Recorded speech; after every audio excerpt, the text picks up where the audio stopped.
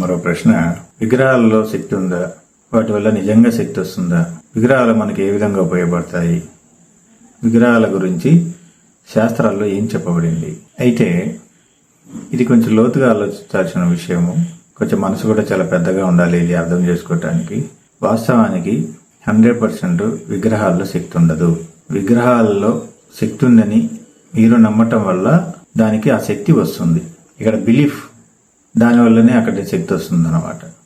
అందుకని పూర్వకాలంలో ఏం చేశారంటే ఈ విగ్రహాలన్నిటిని కొంత తయారు చేసి దానికి ఒక క్యారెక్టర్స్ని క్రియేట్ చేసి దాని ద్వారా ఇది అత్యంత శక్తివంతమైంది, ఎన్ని రోజుల పాటు దానికి దీక్షగా మీరు వ్రతం చేస్తే మీకు ఈ ఫలితాలు వస్తాయి, లేదంటే ఆ గంగలో మునగండి, లేకపోతే యమునాలో మునగండి, ఇవన్నీ చెప్పటం వల్ల ఆ ప్రాసెస్ మనం చేయటం వల్ల మనకు నమ్మకం కలిగి అప్పుడు ఆ నమ్మకం వల్ల పని అవుతుంది. సో అవన్నీ చేయకుండా మీ మీద మీకు నమ్మకం ఉన్నా మీకు పని జరుగుద్ది. ఈ భూమి మీద ఉన్నటువంటి ఒకే ఒక వెపన్ ఏంటంటే మనకు కోరికలు నెరవేర్చడానికి బిలీఫ్. దానికోసమే అది ఆబ్జెక్ట్గా తయారు చేయబడింది. కొంతమంది మేధావుల ఆలోచనలో నుంచి వచ్చింది అది. ఇంకో రెండో విషయం ఏంటంటే విగ్రహాలు మనకు ఎప్పటికప్పుడు మోటివేషన్ చేస్తుంటాయి. అంటే మనం గాడి తప్పుతూ ఉంటే మన ఇంట్లో తిరిగేటప్పుడు కానీ, లేదా మన ఆఫీస్కి వెళ్ళినప్పుడు కానీ, లేకపోతే హోటల్స్కి వెళ్ళినప్పుడు కానీ, లేకపోతే విహారయాత్రలు చేస్తున్నప్పుడు కానీ, ప్రయాణాలు చేస్తున్నప్పుడు కానీ, అవన్నీ మనం చూసినప్పుడు ఎప్పటికప్పుడు దైవం మనల్ని అబ్జర్వ్ చేస్తుంది. మన క్రమశిక్షణ ఉండాలి, ఎక్కడ మోసం చేయకూడదు అనే ఉద్దేశాన్ని కల్పించడంలో అది చాలా ప్రధాన పాత్ర వహిస్తుంది విగ్రహాలు అనేది. మూడోది ఏంటంటే ఆ విగ్రహాల యొక్క గుణము మనలో అలవర్చుకోవటం కోసం, మనలో ట్రైనింగ్ అవ్వటం కోసం, మన మైండ్ ట్రైన్ అవ్వటం కోసం 40 రోజుల పాటు మండల దీక్షలాగా ఇది మన మనసును కంట్రోల్ చేసుకోవటం కోసం, మన మనసును ట్రైన్ చేయటం కోసము ఈ మోటివేషన్గా ఆ విగ్రహాలు ఉపయోగపడతాయి.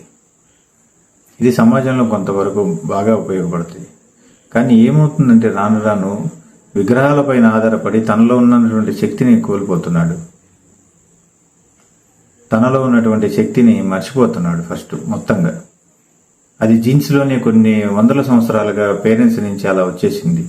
బలహీనమైన మానసిక స్థితి వచ్చేసింది. అప్పుడు విగ్రహాలకు పూజ చేయకపోతే ఈరోజు మనకు నష్టం జరుగుద్ది, ఈరోజు మంగళవారము పూజ చేయాలి, బుధవారం ఆయనకు ప్రసాదం పెట్టాలి, లేకపోతే నా మీద కోపడతాడు అనే ఇలాంటి సంకుచితమైనటువంటి అభిప్రాయాలు ఏర్పడ్డాయి బలహీనతల వల్ల. కానీ వాస్తవానికి ఏంటంటే విగ్రహాల వల్ల ఏమీ జరగదు. మీరు ఆలోచించడం వల్ల అన్నీ మీకు జరుగుతాయి. అందుకే మీరు మొట్టమొదటి నుంచి నేను చెప్తున్నది అంటే ఇన్నర్లో మార్చుకోండి. బయట ప్రపంచం మారిపోతుంది. మీరు మారాల్సింది ఇన్నర్లో. మీలో మీరు మార్పు చెందితేనే బయట మారుద్ది ప్రపంచము. మీ కష్టాలు తీరాలంటే ముందుగా మీరు మారి చూడండి, అప్పుడు మీ కష్టాలన్నీ పోతాయి. అందుకని ఏంటంటే విగ్రహాల యొక్క ప్రధాన ఉద్దేశం ఇదే. అక్కడ శక్తి ఉండదు. చిన్న వయసు నుంచి పేరెంట్స్ మనల్ని కొంత వయసు పెంచేదాకా కూడా మనకు పేరెంట్స్ రోల్ మోడల్గా ఉంటారు.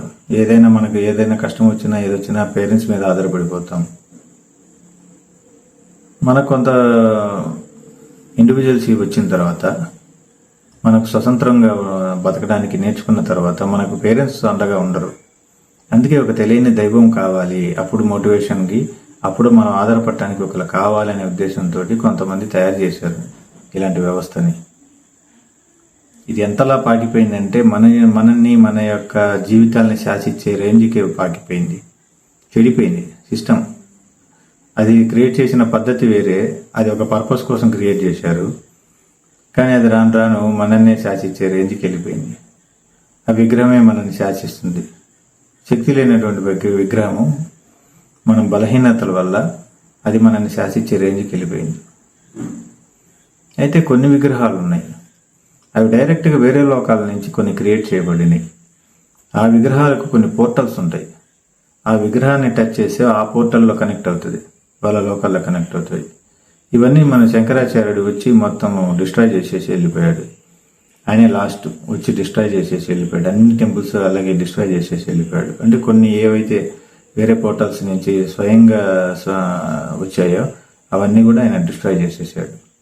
ఎందుకంటే ఇంక భూమి మీద పని లేదు, వీళ్ళు చాలా అడ్వాన్స్డ్గా తయారయ్యారు, చాలా టెక్నాలజీ పెరిగిపోయింది అనే ఉద్దేశంతో ఇంకా అక్కడ యోగ గురువులందరూ కూడా మాట్లాడుకొని ఇక భూమి మీద మన జర్నీ అవసరం లేదు, ఇక మనం ఎప్పుడు కూడా వాళ్ళ గురించి ఆలోచించాల్సిన అవసరం లేదనే ఉద్దేశంతో టెంపుల్స్లో ఉన్నటువంటి శక్తి క్షేత్రాలన్నిటినీ వాటిల్లో ఉన్నటువంటి, అందుకని నేను చెప్పేది ఏంటంటే మనకు మోటివేషన్ కోసం విగ్రహాలు ఉన్నాయి, మన క్రమశిక్షణ ఉండడానికి విగ్రహాలు ఉన్నాయి. దాని యొక్క క్యారెక్టర్ ఉంటుంది, ఒక్కొక్క విగ్రహానికి ఒక క్యారెక్టర్ ఉంటుంది. ఆ క్యారెక్టర్ మనలో డెవలప్ చేసుకోవడం కోసం, మనలో మోటివేషన్ జరగడం కోసం, ఎప్పటికప్పుడు మనల్ని అలర్ట్ చేయడం కోసం మనం విగ్రహాలు పెట్టుకున్నాం, పటాలు పెట్టుకున్నాం, బొమ్మలు పెట్టుకున్నాం. అందుకని ఇప్పుడు మనం చేయవలసినది ఏంటంటే విగ్రహాల మీద ఆధారపడద్దు. ఏ విగ్రహం అయితే మీకు ఇన్స్పైర్ అవుతుందో ఆ విగ్రహం యొక్క గుణాన్ని నేర్చుకోండి, తెలుసుకోండి, నేచర్ని తెలుసుకోండి. ఇప్పుడు సపోజ్ శివుడి గురించి తెలుసుకుందాం అనుకున్నాం. శివుడు వైరాగ్యంతో ఉంటాడు, ఆ గుణాన్ని నేర్చుకోవాలి. అప్పుడు విగ్రహంతో పని ఉండదు. నారాయణుడు, వెంకటేశ్వర స్వామి ఉన్నాడు, ఆయన జ్ఞానానికి సంబంధించిన ప్రతీక, జ్ఞానంతో వ్యవహరిస్తాడు. ఇలా అమ్మవారు ఉన్నారు, ప్రేమతత్వం, ఎలా ప్రేమించాలి, ప్రేమగా ఎలా చూసుకోవాలి, వచ్చిన వాళ్ళకి భోజనాలు ఎలా పెట్టాలి, ఆ తత్వం నేర్చుకోవాలి. అప్పుడు అమ్మవారితో పని ఉండదు మనకి.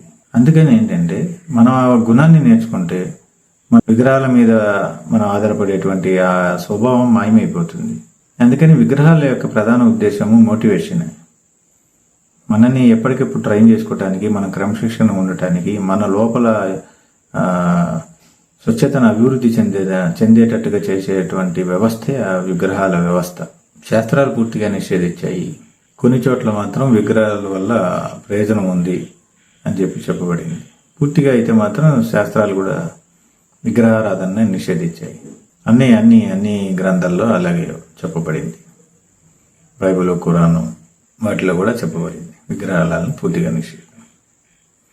అందుకని ఏంటంటే మనకి ఈ పంచాయతీ అంతా ఎందుకు, అసలు ఈ మాటలు అవన్నీ దీని గురించి మాట్లాడుకోవటం అవన్నీ ఎందుకు?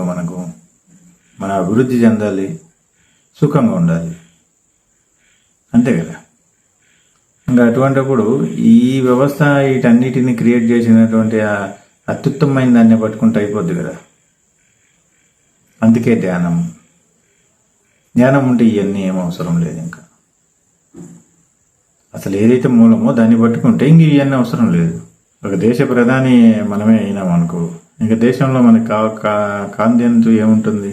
ఇక మనం సంపాదించే పని కూడా ఉండదు. ఆర్థిక శాఖ మంత్రులు కూడా మన కిందనే పని చేస్తుంటారు. మనకి ఎప్పుడు కావాలంటే అప్పుడు రూల్స్ మార్చుకొని మనం డబ్బులు తీసుకోవటమే ప్రధానమంత్రి అయితే. అందుకని మనం అత్యుత్తమైన దాన్ని పట్టుకున్నప్పుడు ఇంకా మిగతా వ్యవస్థతో పని లేదు మనకి.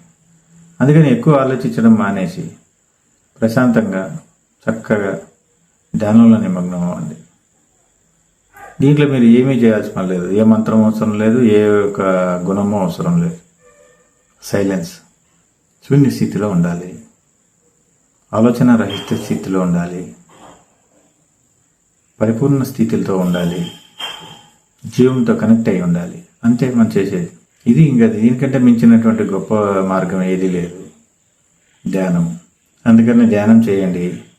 ఇలాంటి యొక్క వ్యవస్థలు వీటన్నిటిని దాటుకొని ముందుకెళ్ళి వేరే ప్రపంచంలోకి అడుగు పెట్టండి. ధ్యానం ఆ పని చేస్తుంది. మనం ఇప్పుడు జీవిస్తున్నటువంటి ఈ ప్రపంచానికి పూర్తిగా అతీతంగా తీసుకెళ్తుంది మనల్ని. అది అతీతమైనటువంటి మార్గము, గొప్ప మార్గము, సత్యమైన మార్గము, స్వచ్ఛమైనటువంటి మార్గము. అది మనం ఇంకో ప్రపంచంలోకి అడుగు పెడతాము, కొత్త ప్రపంచంలోకి అడుగు పెడతాం, స్వచ్ఛమైన ప్రపంచంలోకి అడుగు పెడతాం, అద్భుతమైన విశ్వంలోకి అడుగు పెడతాం. ధ్యానంలో ఇది సాధ్యమవుతుంది. ఇక వేరే ఏ మార్గం లేదు.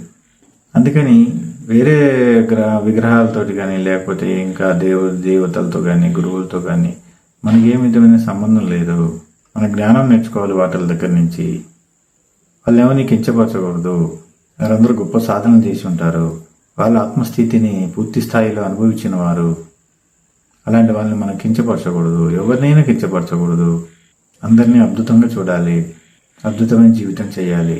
అందుకని దేవుని పటాలు వీటి వల్ల మనం మోటివేషన్ కోసమే తప్ప అవన్నీ మనల్ని శాసించేది కదా, కంచి శక్తి వచ్చేది కాదు. శక్తి అంతా మీలోనే ఉంటుంది. మీరు ఇస్తేనే శక్తి ఆ విగ్రహానికైనా వస్తుంది తప్ప ఇక వేరే ఎక్కడి నుంచి రాదు. మీరు నమ్మటం వల్లే ఆ శక్తి వస్తుంది. స్వచ్ఛంగా ఉండటం వల్లే వస్తుంది. మనం ఏ గుడికి పోయినా కళ్ళు మూసుకొని ప్రశాంతంగా మనస్ఫూర్తిగా దండం పెట్టుకుంటారు. ఆ మనస్ఫూర్తిగా దండం పెట్టుకునేది మనలో మనకే దండం పెట్టుకుంటాం. అందుకనే పని అవుతుంది. అది కూడా మనస్ఫూర్తిగా ఉన్నప్పుడు, స్వచ్ఛమైన మనసుతో ఉన్నప్పుడు పని జరుగుద్ది. అది గుడికే వెళ్ళాల్సి పర్లేదు. ఇంట్లో కూర్చొని స్వచ్ఛంగా మాట్లాడుకున్నా పని జరిగిపోద్ది. కోరికలు వెంబడి పడుతూ ఉంటాం. అవి తీర్చడం కోసం మనం అన్ని ప్రపంచం మొత్తం తిరుగుతుంటాం. ఎవరు మన కోరికలు నెరవేరుస్తారని చెప్పి మనల్ని మనం తయారు చేసుకోము, కల్పతరువుగా తయారు చేసుకోము. అలా మనల్ని మనం కల్పతరువుగా తయారు చేసుకోవాలి. ధ్యానంలో బ్రహ్మగాంధీ విచ్ఛేదనం జరుగుద్ది. అప్పుడు ఈ ప్రపంచంకు సంబంధించినటువంటి ఏ లా మన మీద పనిచేయదు. మనకు అవసరం లేదు. ఇంకా ధ్యానం చేసి ఆనందంగా, స్వచ్ఛంగా, సంతోషంగా ఉండాలి. లోకా సమస్త సుఖినో భవంతు. సర్వం కలివిదం బ్రహ్మ. శుభం భయాత్, శుభం భయాత్, శుభం భయాత్, శుభం భయాత్, శుభం భయాత్.